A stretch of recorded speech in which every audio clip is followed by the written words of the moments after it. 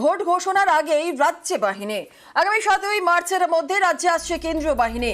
Vote ঘোষণার আগেই 150 company কেন্দ্রীয় বাহিনী। 1 মার্চ থেকে রাজ্যে আসতে শুরু করবে এই কেন্দ্রীয় বাহিনী। লোকসভা ভোটে রেকর্ড 920 কোম্পানি বাহিনী রাজ্যে। জম্মু কাশ্মীরের থেকেও বেশি বাহিনী বাংলায়।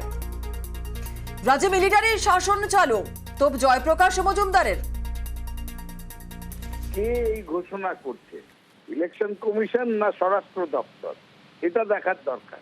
ইলেকশন কমিশনের মাধ্যমে কেন্দ্রীয় সরকার যে কোনো রাজ্যে ইচ্ছে মতন কেন্দ্রীয় বাহিনী পাঠিয়ে একটা মিলিটারি শাসনের ধারা প্রবর্তন করতে পারে, সেটা সম্ভব নয়। ভারতের আইনে সেটা নেই।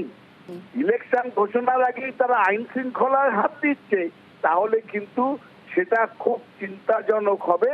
ভারতবর্ষে মিলিটারি শাসনের সূত্রপাত করবে এই মোদী সরকার।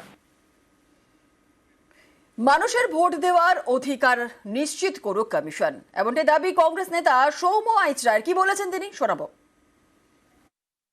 রাজ্য সরকারের পুলিশের তত্ত্বাবধানে নির্বাচন কমিশনের দেখরেখে এই বাহিনী যাতে সঠিকভাবে পেট্রোলিং হয়, সঠিকভাবে ডিপ্লয়েড হয়, সঠিকভাবে সব জায়গায় যায় এবং সর্বোপরি ফ্রি অ্যান্ড ফেয়ার, অবাধ এবং নির্ভয়ে মানুষ যাতে ভোট দিতে পারে সেই ব্যবস্থা করাটা বেশি জরুরি, রাদার দ্যান শুধু দেখানো যে প্রচুর বাহিনী দিলাম, কোম্পানি দিলাম ইত্যাদিতে। আমরা কেন্দ্রীয় বাহিনী না এলে রাজ্যে ভোট প্রচার সম্ভব নয়, দাবি দিলীপ ঘোষের। কেন্দ্রীয় বাহিনী না এলে এখানে ভোটের প্রচারও শুরু করা যাবে না, সংঘর্ষ লড়াই হবে, ভয় দেখানো হবে, যে সন্দেশখালীতে হয়েছে। বহু জায়গায় অপ্রিয় ঘটনা ঘটবে, কারণ পুলিশ টিএমসির সঙ্গে আর অপরাধীদের সঙ্গে আছে। তারা একটা সভা সমিতি করার পারমিশনও দেয় না। তো সেজন্য সেন্ট্রাল ফোর্স এলে তখন মানুষ সাহসের সঙ্গে রাস্তায় বেরোবে।